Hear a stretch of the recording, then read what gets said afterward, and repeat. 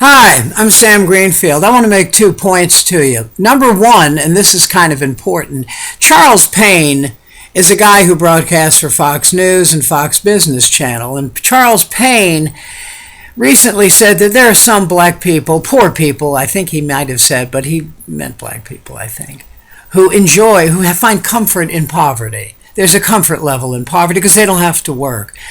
Look at their food stamps, he said. They get these food stamps, they don't feel the impetus to go out and buy food on their own money. Okay.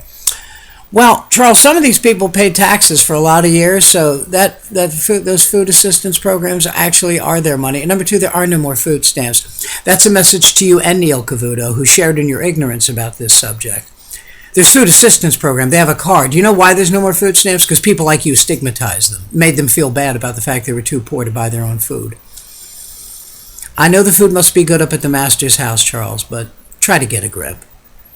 And I know you make a lot of money being a black conservative, but try to get a grip. And don't be like Craig T. Nelson. Don't sound stupid. When he said, the guy from Coach, when he said, no one ever helped me. I got by on unemployment and food stamps. No one helped you? The food stamp fairy dropped off food? Idiot. Shame on you. Go get another coach. Get Coach Part 2. And number two is the state of Israel. Now, you always have to preface this because people are so paranoid, but I want Israel to prosper, be a country, never go out of business. But they're not perfect. They remind me sometimes of some cops. Police union defends a cop if there's a picture of the cop dropping a baby out a window and laughing. They'll defend that cop. They will never, ever say, there's a chance this guy screwed up. No, they never do. And that's what Israel's like. You can't knock Israel. Israel does everything right. Israel's never wrong. Well, let's get a couple of points straight. Number one, Israel is no longer run by people who survived the Holocaust. Okay, they are the children and grandchildren of those people, and please don't insult their memory by saying, their blood runs through my blood. You never were in Dachau or Treblinka or Auschwitz. Stop it. Okay? Stop it. My grandparents got here by steerage boat. I never suffered like they did, and I don't claim to. I was in Israel. I talked to a woman who lived in one of the settlements. And she talked about how she and her children had to hide under a bed when the horrible Palestinians launched rockets.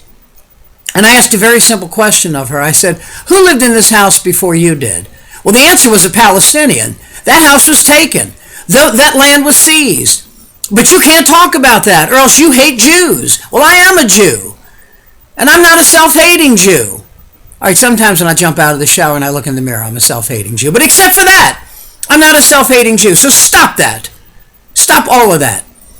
Let's all own up to the fact that sometimes Israel makes mistakes. And when Bernie Sanders says this, he loses points among New York Jews because they don't want to hear it. And Hillary Clinton, a smart politician, seizes on this. But he's only speaking the truth. And by the way, I will vote for Hillary or Bernie against any of the slugs that the Republicans put up. So this is not a who I like or don't like issue. But if Bernie Sanders can't criticize Israel, if Israel's criticism proof, that means that they can make mistakes and do grievous things and never be criticized for it. They don't own that right. They do not own the right to be criticism proof. You know it and I know it. Now stop that. Stop it now. This is Sam Greenfield. Thank you for your time.